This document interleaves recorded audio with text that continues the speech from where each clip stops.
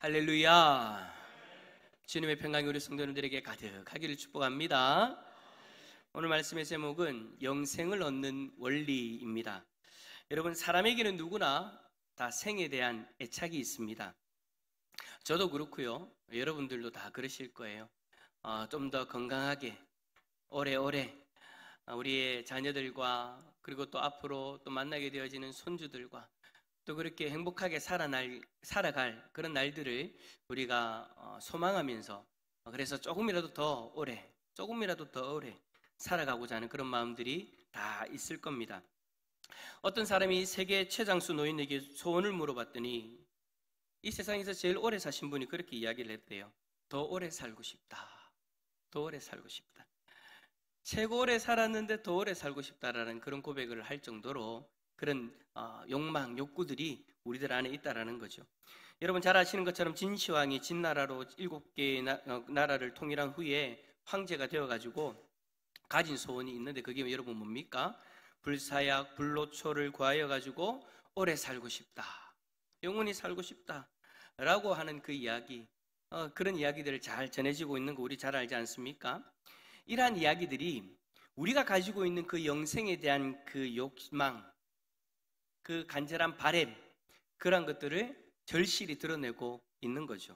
그래서 여러분 세배할 때 어르신들에게 삼가해야 될 말이 있다라고 하는데 여러분 우리 젊은이들이 아시는가 모르겠습니다. 오늘 제가 힌트를 하나 드릴 테니까 하나 중요한 걸 얘기할 테니까 세배할 때 절대 어르신들한테 이 얘기는 하지 마세요.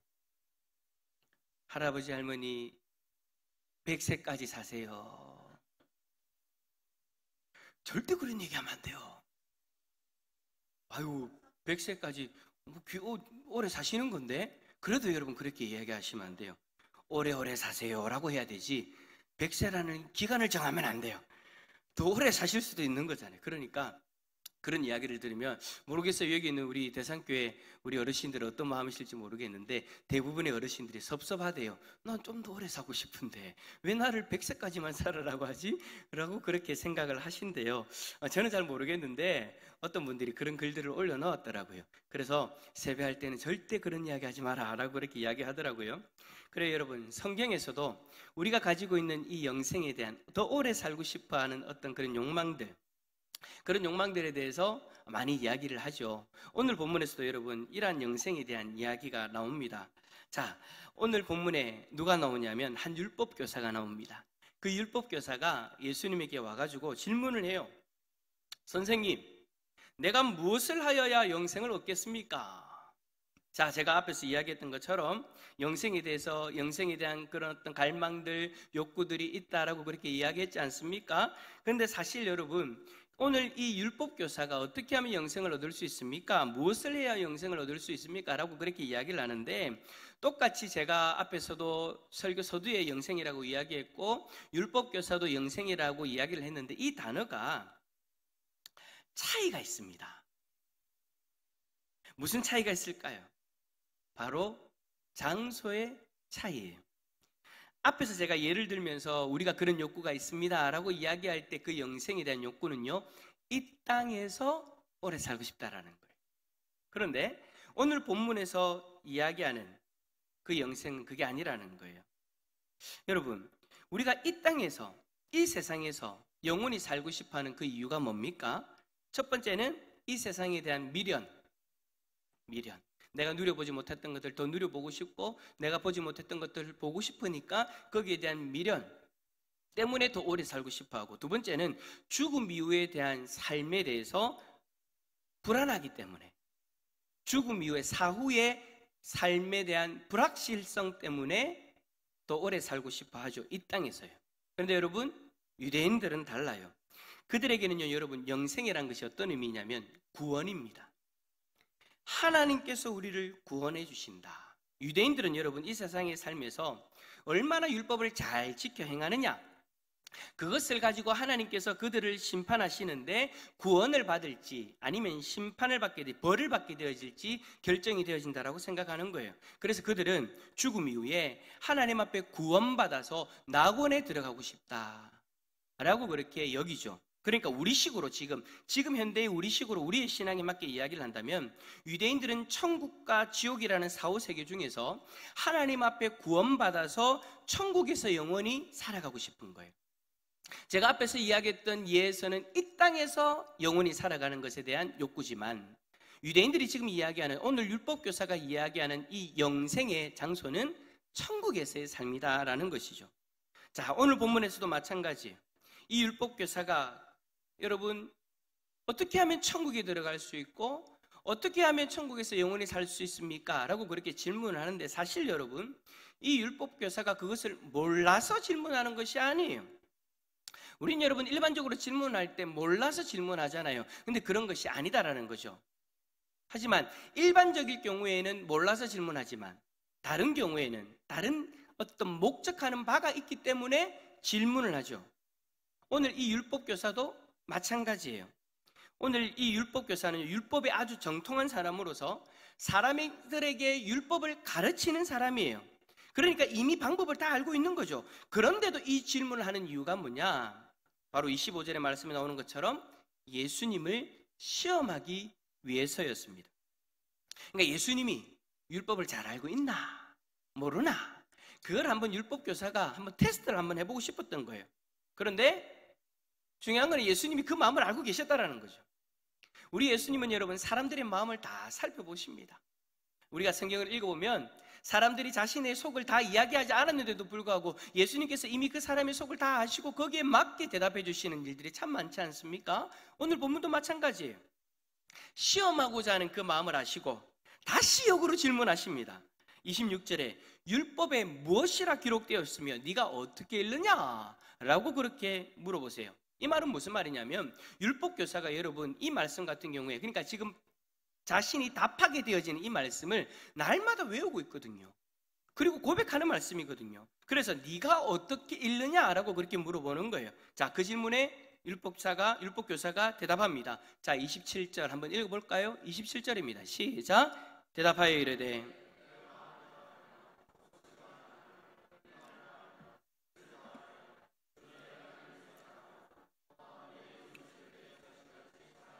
하였나이다. 아멘. 자, 여러분 이 말씀에는 두 가지가 나오는데요. 두 가지가 뭐냐? 하나님 사랑, 이웃 사랑이에요. 그래요. 율법교사는 율법에서 이야기하는 그 영생의 방법, 구원받는 그 방법에 대해서 정확히 알고 있었어요. 하나님을 사랑하고 이웃을 사랑하는 것. 이 말씀은 신명기 6장 5절과 레위기 19장 18절의 말씀을 인용한 겁니다. 그대로 가지고 와서 이야기하는 거예요. 율법교사는 정확히 알고 있었다라는 거죠. 그래서 예수님이 역으로 질문하실 때 망설임 없이, 일초의 망설임도 없이 곧장 대답할 수 있었던 거예요. 사실 여러분 율법교사뿐만 아니라 이 말씀은요 유대인들이 너무나도 잘 아는 말씀입니다. 유대인들이 여러분 언제나 외우는 말씀이에요.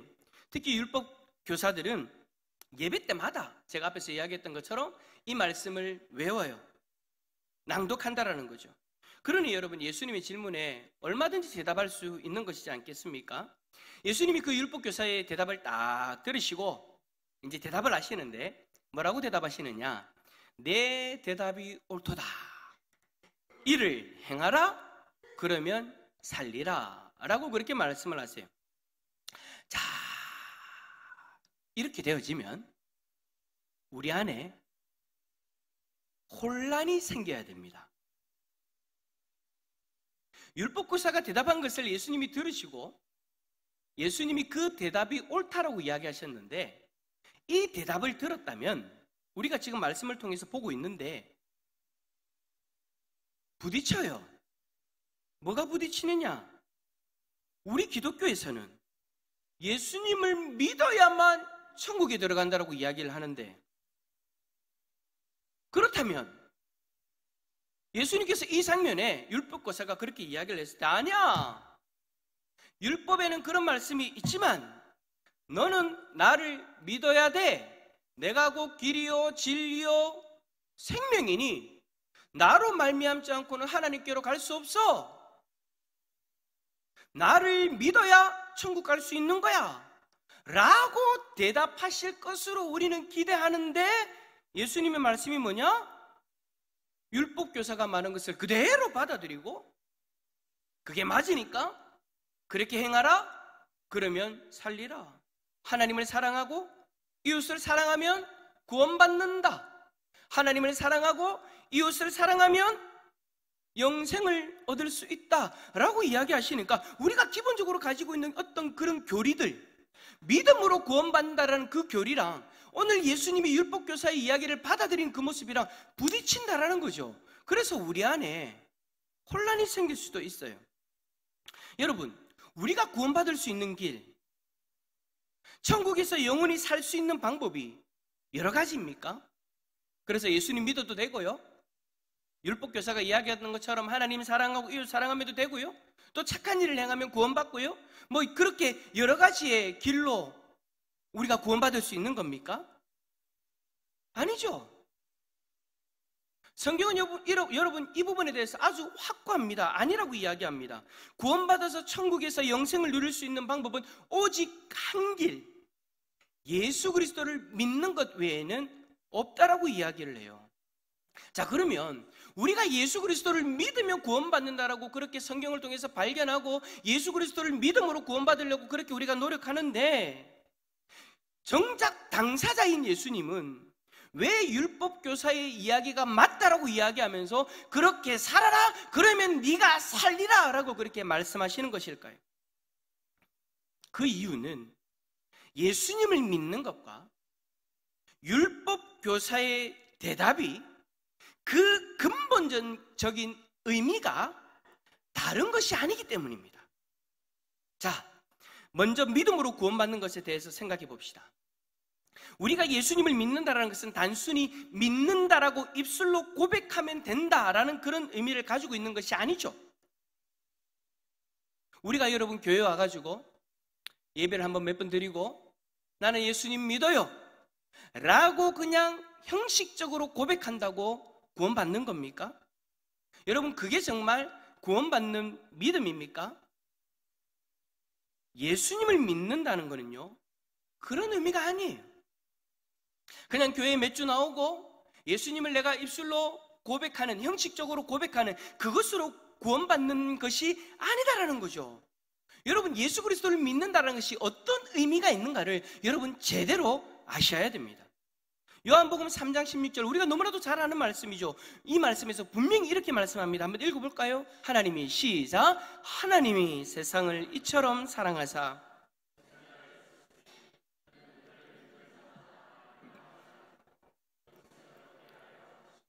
아멘. 자, 여러분, 요한복음 3장 16절을 잘 보십시오. 저 말씀 가운데에서는 우리가 영생을 얻을 수 있는 방법을 분명하고 명확하게 이야기를 합니다. 그런데 여러분, 저 말씀 앞부분에 보면 하나님이 세상을 뭐 하셨다라고 이야기합니까? 사랑하셨다. 하나님이 세상을 사랑하셨대요. 여기서 세상이 누구입니까? 바로 우리를 이야기하는 거죠. 하나님이 우리를 사랑하시는데 자신의 독생자를 내어주시기까지 사랑하셨다라고 이야기를 합니다. 하나님이 우리를 사랑하시는데 왜 자신의 독생자를 내어주시기까지 했을까요? 그 이유는 사랑하는 우리에게 아주 큰 문제가 있기 때문이죠. 그런데 문제는 그 문제를 우리의 힘으로 해결할 수 없다라는 것입니다. 그 문제가 뭡니까? 죄예요. 우리는 죄라는 이 문제 때문에 하나님이 계시는 저 천국에 들어가지 못하는 아주 큰 문제를 직면하며 살아가고 있는 거죠. 왜냐? 천국은 하나님이 계시는 나라인데 하나님이 그 죄를 용납하지 않으시기 때문입니다. 하나님이 계신 천국에 들어가려면 이 죄의 문제를 해결하고 들어가야 되는 거예요. 만약에 죄의 문제를 해결하지 못하고 천국에 들어간다? 아니요, 여러분, 천국에 입성한 것 자체가 불가능한 거고요. 만약에 그런 존재가 온다? 그러면 하나님이요, 참으로 무섭게도 그 존재를 멸하신다라고 성경은 기록합니다. 그러니까 여러분, 죄에 있는 존재가 들어갈 수 없는 곳이 바로 하나님 나라 천국인 거예요. 자, 하나님이 우리를 사랑하셔서 우리와 함께 하기를 원하시는데 우리의 죄 때문에 하나님과 함께 하지 못한다? 이 일은 여러분, 우리를 사랑하시는 하나님 입장에서는 아주 큰 문제예요. 여러분, 우리가 예수님을 믿기 전에는 이것이 문제라는 것조차도 인식하지 못했잖아요. 근데 여러분, 하나님 쪽에서는 달랐다라는 거예요. 하나님은 이 문제를 분명하게 알고 계시고, 이 문제로 인해서 자신이 창조하시고 자신이 사랑하시는 존재와 함께 할 수 없다는 것 때문에 이것이 그 어떤 문제보다도 제일 큰 문제, 더 큰 문제, 근본적인 문제다라는 것을 하나님이 아신 거죠. 그래서 우리를 사랑하시는 하나님 입장에서는 이것이 어찌 보면 우리가 느끼게 되어지는 고통과도 같은 그런 문제다라는 거예요. 그래서 우리를 사랑하시는 하나님이 이 문제를 친히 해결하시려고 하시는데, 어떻게 해결하셨다라고 이야기를 하냐면 자신의 독생자를 이 세상에 보내시는 방법으로 우리에게 있는 그 문제를 해결하시고자 직접 나서셨다라는 것입니다. 그 독생자가 예수 그리스도이시고, 그 예수 그리스도가 하나님의 사랑으로 말미암아 이 땅에 친히 오셔서 친히 우리의 죄값을 다 지불해 주셨다라고 성경은 이야기하고 있는 거예요. 어디에서요? 십자가에서. 십자가에서 자신의 생명을 내어주심으로써 죄에 대한 그 값을 친히 지불해 주셨다라고 성경은 이야기를 합니다. 여러분, 우리가 예수 그리스도를 믿는다는 것은요, 자신의 독생자를 내어주시기까지 우리를 사랑하시는 그 하나님의 사랑을 받아들인다라는 것을 의미해요. 우리가 하나님을 사랑한다는 것은요, 우리를 먼저 사랑하신 그 하나님의 사랑을 받아들이는 거예요. 우리가 예수 그리스도를 믿는다라는 것은 이 하나님의 사랑을 받아들이는 거예요. 그냥 단순히 나는 예수님을 믿어요, 형식적으로 말한다고 해서 천국 가는 것이 아니라는 거죠. 우리가 예수 그리스도를 믿는다라는 것은 우리를 사랑하셔서 자신의 독생자를 내어주신 하나님의 사랑을 받아들이는 것, 그 하나님의 사랑에 반응하는 것, 그것이 여러분 구원받는 믿음인 것입니다. 하나님의 사랑을 받아들인다, 이것을 다르게 표현하면 바로 우리가, 저와 여러분이 이제는 하나님을 사랑하는 거예요. 여러분, 우리가 누군가의 사랑의 고백을 받아들인다, 연인 사이에서 상대방의 사랑을 받아들인다 라는 말이 무슨 말입니까? 나도 이제 당신을 사랑할게 라는 그런 의미인 거잖아요. 프로포즈 할 때 사랑하는 연인이 반지를 들고 와서 무릎을 꿇고 내 반지 좀 받아줘 라고 하는 것은 이제 내 사랑을 받아주어 라고 그렇게 고백하는 것이고, 그 반지를 들고 눈물을 흘리며 그 반지를 낄 때는 나도 이제 당신을 사랑합니다 라는 그런 고백인 거잖아요. 우리가 하나님에게도 마찬가지인 거예요. 하나님이 우리를 사랑하셔서 우리에게 프로포즈 하신 거예요. 그 프로포즈의 도구가 반지가 아니라 자신의 독생자 예수 그리스도, 그분의 생명을 우리를 위해 내어주심으로써 내가 너를 이만큼 사랑한단다, 하나님이 우리에게 그렇게 사랑의 프로포즈를 보여주셨고, 이제 우리는 여러분 그 사랑에 대해서 반응하면 되는 거예요. 그 사랑을 받아들이고 예수 그리스도를 받아들인다, 예수 그리스도를 영접한다, 예수 그리스도를 믿는다라는 것은 내가 하나님이 나에게 보내주신 그 사랑을 받아들인다라는 것. 그래서 이제 뭡니까? 나도 이제 하나님을 사랑할게요. 어떻게 사랑한다고요? 내 마음을 다하고 목숨을 다하며 힘을 다하며 뜻을 다하여 주 나의 하나님을 사랑하는 거예요. 연인 사이 가운데에 그릇된 사랑은 어떤 사랑입니까? 무릎을 꿇고 반지를 줄 때 그 반지에 다이아가 박혀 있으면 그래 받아주고, 다이아가 없으면 받아주지 않는, 그게 여러분 사랑은 아니잖아요. 다이아를 받아줬다, 다이아를 보고 받아줬다, 그럼 여러분 그 사랑은 그냥 형식적인 사랑인 거잖아요. 진심의 사랑이 아닌 거잖아요. 우리가 하나님을 사랑할 때도 여러분, 내가 하나님을 믿음으로 말미암아 받게 되어지는 복을 보고 하나님을 사랑한다, 그거는 여러분 잘못된 사랑이에요. 나를 위해 자신의 독생자까지 내어주신 그 하나님의 사랑 앞에 그 하나님의 사랑을 받아들이는데 내 마음을 다하고 뜻을 다하여 힘을 다하여 목숨을 다하여 사랑하는 것, 하나님의 최선 앞에 나도 최선을 다하여 사랑의 고백을 드리는 것, 그리고 그렇게 하나님을 사랑하는 것, 그 모습이 바로 하나님을 사랑하는 우리들의 모습이고, 그 사랑의 모습이 곧 우리의 믿음으로 드러나게 되어지는 것이죠.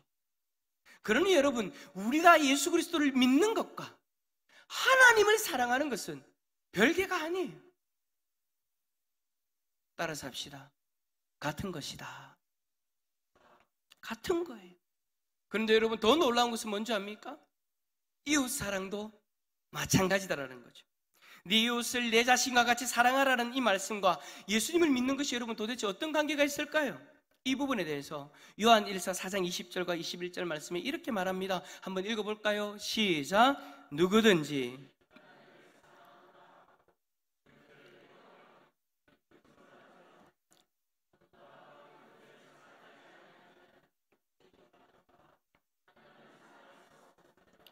우리가 이 계명을 주께 받았나니 하나님을 사랑하는 자는 또한 그 형제를 사랑할지니라. 아멘. 그래 여러분, 앞에서 우리가 믿음으로 하나님의 사랑을 받아들이고 하나님을 사랑하는 그런 삶이 되어졌잖아요. 그런데 하나님을 사랑한다고 하면서 형제를 사랑하지 않는다? 그 믿음은, 그 사랑은 거짓이다라고 이야기하는 거예요. 눈에 보이지 않는 하나님을 사랑한다면 눈에 보이는 형제도 사랑할 수 있어야 된다는 거예요. 하나님을 사랑한다면 형제를 사랑하는 것이 당연하다라고 성경은 이야기하는 거예요. 왜냐? 그 형제를 위해서도 하나님이 자신의 독생자의 생명을 내어주셨기 때문입니다.